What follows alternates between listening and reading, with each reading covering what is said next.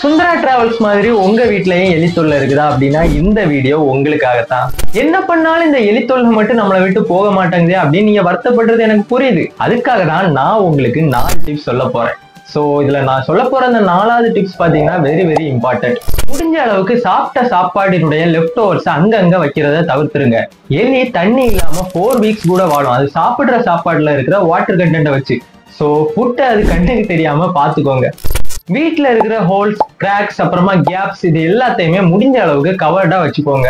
Racks எப்பயுமே வாமான பிளேஸ்ல தான் இருக்கும். ஸோ முடிஞ்ச அளவுக்கு நீங்க யூஸ் பண்ணாத வெஹிக்கிள்ஸ், அப்ளையன்சஸ், அப்புறமா யூட்டென்சில்ஸ் இது எல்லாத்தையுமே முடிஞ்ச அளவுக்கு கிளீனா வச்சுக்கோங்க. எங்களோட ஷேடோ ஈட்டெயில் வெப்சைட்ல இருக்கக்கூடிய பாப்கேட் ப்ரோ ரேட் ட்ராப் க்ளூவை ட்ரை பண்ணி பாருங்க. மார்க்கெட்ல இது ஒரு பெரிய ரேட் ட்ராப். உங்களோட குழந்தைகளுக்கும் பெட்ஸுக்கும் இது எந்தவித ஹார்மும் ஏற்படுத்தாது. ஈவன் எலிய கூட நீங்க கில் பண்ணாம ட்ராப் பண்ணி ஈஸியா தூரமா விட்டுறலாம். ஸ்பெஷல் ஆஃபர்ஸ் வேற போயிட்டு இருக்குது, செக் பண்ணி பாருங்க. Offer ending soon. இந்த இன்ஃபர்மேஷன் உங்களுக்கு யூஸ்ஃபுல்லா இருந்துச்சுன்னா எலி தொல்லையா பெருந்தொல்லையா நினைக்கிற உங்களோட ஃப்ரெண்ட்ஸுக்கு ஷேர் பண்ணி விடுங்க.